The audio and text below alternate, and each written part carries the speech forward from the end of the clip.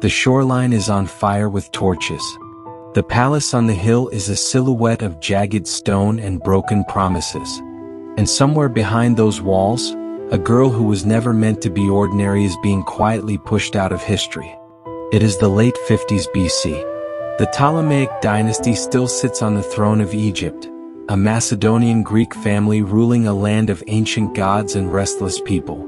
Alexandria, the jewel of the Mediterranean, hums with merchants, scholars, and spies. And in one of its royal chambers, a young princess named Cleopatra VII Philopator is learning the first great lesson of her life. Power does not forgive the weak. Cleopatra is not yet the legend that will one day ignite the imagination of the world. She is a teenager in a fractured court, one of several siblings, each with a claim and each a potential threat. This is a family that has already grown fat on betrayal. Uncles murdered, brothers poisoned, sisters quietly removed from the line of succession. To be born a Ptolemy is to be born into a game where the board is soaked in blood. But Cleopatra is different from the others. She listens. She studies. While her siblings lose themselves in luxury, Cleopatra studies languages, history, philosophy. Most rulers of her dynasty speak Greek and rely on translators. Cleopatra learns Egyptian. She speaks to priests in their own tongue, to officials in theirs, to foreign envoys without interpreters. In a court built on distance, she chooses proximity. That choice will become one of her sharpest weapons. The year is 51 BC. Cleopatra's father, Ptolemy XII, dies, leaving the throne to be shared between Cleopatra and her younger brother, Ptolemy XIII. On paper they rule together as king and queen. In reality, the men behind the boy see an opportunity. A teenage girl who dares to think for herself is inconvenient. A teenage boy can be shaped. Cleopatra is about 18 when the tide turns against her. The advisors around Ptolemy XIII begin to whisper. They frame her independence as arrogance, her intelligence as danger. Rumors spread that she seeks too much power, that she cannot be controlled, that she is too close to the people, too ambitious, too clever. Soon the titles turn hollow. Her name is still on decrees, but her influence shrinks. Then, in a decisive move, she is forced out. Her younger brother, barely more than a child, is elevated as the true power, supported by ruthless courtiers. Cleopatra is stripped of control, pushed to the margins, and finally driven from Alexandria altogether. This is the moment the story could have ended. Cleopatra, exiled princess, forgotten in the sands of a crumbling kingdom. It has happened before.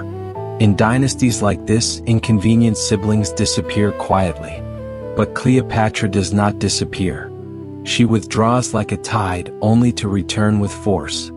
She flees east in the surrounding regions, gathering what she can: loyal supporters, mercenaries, fragments of influence.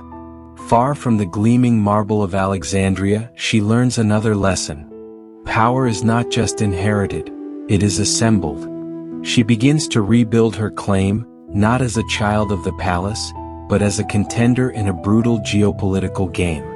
Meanwhile, Egypt itself is weakening. The harvests are unstable. The treasury is strained.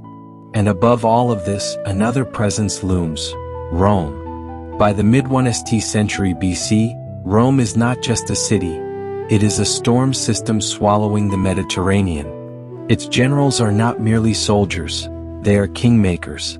To survive, weaker kingdoms orbit Rome like nervous moons. Cleopatra's own father had secured his throne by courting Rome's favor, paying dearly for their recognition. Now, Cleopatra understands that whoever controls the relationship with Rome controls Egypt's future. In 48 BC, the storm arrives on her doorstep. Two Roman titans, Julius Caesar and Pompey the Great, are locked in a struggle for control of the Roman Republic. Their rivalry is so vast, its shockwaves reach the shores of Egypt. Pompey, defeated at the Battle of Pharsalus, flees to Egypt, seeking refuge from a kingdom that once owed him. But Ptolemy XII's advisors see an opportunity to impress Caesar. They welcome Pompey, and then have him murdered, presenting his severed head as a gift. It is a brutal miscalculation. Caesar is not pleased. He sees treachery, not loyalty.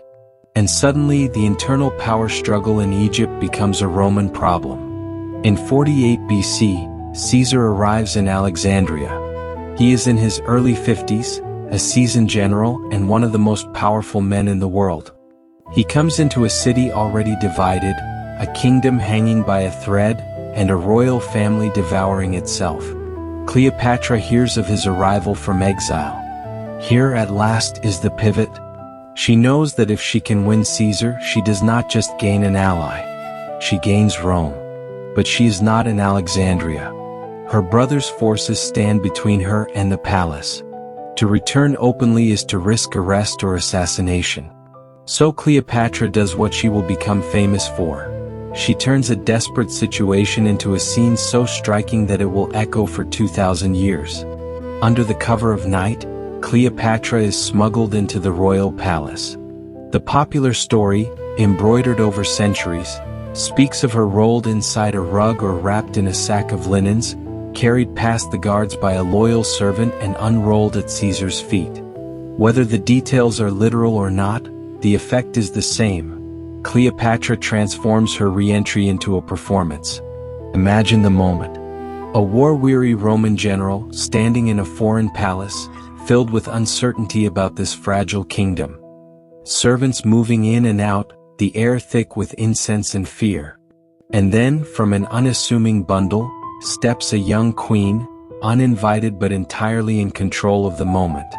What wins Caesar over is not simply her appearance, but her presence. Ancient sources describe Cleopatra as charismatic, captivating, more powerful in conversation than in any single feature. She speaks to Caesar as an equal, not as a supplicant. She lays out her case. She is the rightful ruler of Egypt, betrayed and exiled, and she can stabilize this kingdom if given support. In that encounter, something shifts. Cleopatra secures Caesar's backing, not just through charm but through strategy. She offers him a stable ally on the southern edge of the Mediterranean, a kingdom rich in grain and gold. He offers her the muscle to reclaim her throne. But claims in Egypt are not settled with words alone. What follows is war. The Alexandrian War erupts as Ptolemy Xi's forces clash with those supporting Cleopatra and Caesar. The city becomes a battleground. Streets that once rang with scholars' debates now echo with the roar of soldiers and the crackle of burning wood. One of history's great tragedies unfolds here. During the fighting, part of the great library district of Alexandria is damaged or destroyed, a blow to knowledge that still haunts imaginations today. For Cleopatra, this is not abstract loss. The city she loves is bleeding for her return. But war is the price of survival in this age. Caesar calls for reinforcements. Roman forces push back Ptolemy's army. In the chaos, Ptolemy XIII reportedly drowns in the Nile while attempting to escape or reposition. A boy swept away in the currents of a game he never truly controlled. The dust settles. From the wreckage of a ruined city and a dead king, Cleopatra steps forward, not as an exiled princess, but as the undisputed ruler of Egypt. It is 47 BC. In a matter of years, she has gone from a girl pushed out of her own palace to a queen restored by the might of Rome and the force of her own ambition. But survival, Cleopatra knows, is only the beginning. To truly rule, she must transform fragility into authority. She is technically required, by tradition, to co-rule with a male relative. So another younger brother, Ptolemy XIV, is placed beside her in name. Yet the real power now radiates from Cleopatra. Her alliance with Caesar has granted her more than an army. It has granted her time. With Caesar at her side, first in Egypt, then through their ongoing relationship, Cleopatra begins to reshape her image. She is no longer just a Macedonian Greek princess sitting on an Egyptian throne. She cultivates the persona of a true Egyptian pharaoh, aligning herself with the goddess Isis, appearing in art and ritual as a divine mother, a protector, a bridge between gods and people. This is where her legend begins to crystallize. Cleopatra becomes not only a ruler but a symbol. To the Egyptian elite, she is a pharaoh who speaks their language and respects their traditions.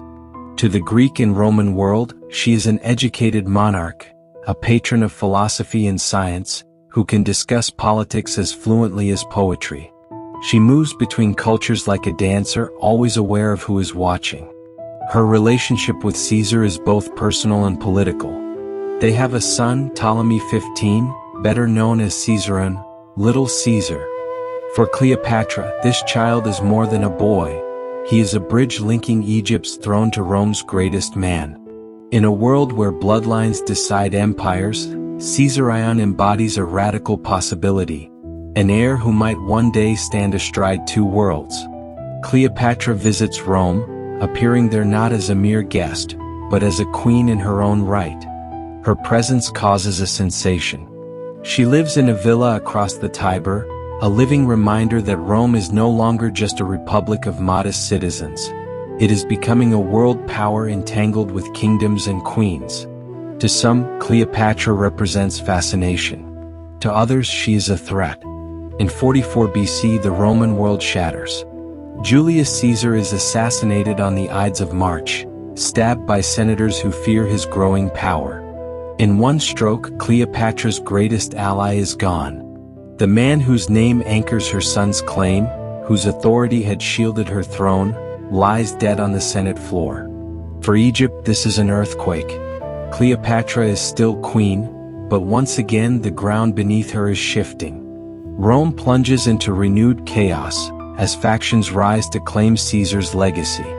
Among them, two figures will matter most to Cleopatra: Mark Antony and Octavian. Here, before the story races toward its famously tragic end, pause with the image of Cleopatra at this crossroads. She has survived exile, civil war, palace intrigue. She has navigated the favor of one Roman giant. Now her challenge is even greater: to keep Egypt alive when Rome itself seems intent on tearing itself apart. And in moments like this, moments of uncertainty and rebuilding, it helps to remember that not every battle is fought on a battlefield. Some are fought in quieter ways, in how people choose to learn, adapt, and prepare for the storms ahead. Imagine for a second, a space built not of marble and stone, but of curiosity. A place where, instead of bribing Roman generals, you pay a modest fee to unlock entire worlds of knowledge. History, politics, art, strategy. That is what a great learning platform is today. A modern library of Alexandria that cannot be burned, where every course is a scroll, and every lesson is another step away from ignorance. If Cleopatra lived now, she might not have needed to charm Caesars. She could have taken a masterclass in statecraft, coalition building, and persuasion, and rewritten her fate with information alone. So if the story of Cleopatra proves anything, it is that those who invest in understanding their world, who learn languages, who study systems, who think several moves ahead, are the ones who shape events rather than simply endure them.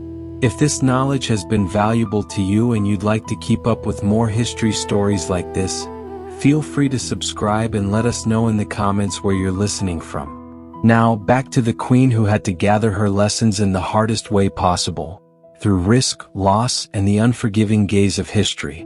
After Caesar's death, Cleopatra returns to Egypt, acutely aware that her protection is gone, but her responsibilities are not.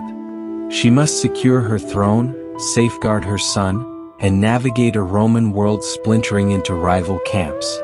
The second triumvirate forms: Octavian, Caesar's adopted heir; Mark Antony, his brilliant general; and Lepidus, the lesser third. Together they claim to restore order. In truth, they are carving up power. The eastern half of the Roman world falls under Mark Antony's influence. For Cleopatra, this is crucial. The man who now commands Rome's legions in the east is the man who will decide whether Egypt stands or falls. If Caesar was her way into Rome's heart, Antony is her shield against Rome's sword. Their meeting, sometime in the early 40s BC, is staged with deliberate drama. Cleopatra sails to meet Antony on a ship that is less vessel than vision. Purple sails, scented air, gilded decorations, musicians playing as if this were not politics but theater. This is not just excess, it is strategy. Cleopatra understands that appearances are a language in themselves. She presents herself as a living goddess, a queen of inexhaustible resources, a partner worthy of a Roman commander's ambition. Antony responds not just as a man but as a politician. He sees an ally who can fund his campaigns, stabilize the East, and give him a stage on which to play the role of a Hellenistic king as well as a Roman general. Their alliance deepens into a famous partnership. They have children together. They share not only beds but plans, celebrations of Dionysus, public displays of power, grand distributions of lands and titles. Cleopatra funds Antony's campaigns. Antony, in turn, strengthens her position as queen, recognizing Caesarion and elevating her and their children as rulers over territories in the East. But every action they take, every display of Eastern-style monarchy, sends a message back to Rome. And in Rome, Octavian is listening. Octavian, younger, colder, and more disciplined than Antony, understands the value of narrative. He begins to frame Cleopatra as the foreign seductress who has ensnared Antony, turning a Roman general against his own people. In Octavian's version of events, Antony is not an independent operator making calculated choices. He is a man bewitched, a Roman hero undone by a dangerous queen. It is a powerful story. Romans already fear the influence of exotic monarchies. To them, Cleopatra becomes the face of everything threatening and decadent. Luxurious, manipulative, unpredictable. Octavian stokes that fear into fury. The tension breaks in the last decade of the 1st century BC. What began as propaganda hardens into open conflict. Gabbling tongues in Rome turn Antony and Cleopatra's partnership into justification for war. Officially, Rome declares war not on Antony, but on Cleopatra herself, on the Queen of Egypt. The stage is set for the final confrontation, the naval battle of Actium in 31 BC. Antony and Cleopatra command a grand fleet, but they face Octavian's forces, led by his admiral Agrippa, in waters off the western coast of Greece. This is not just a clash of ships.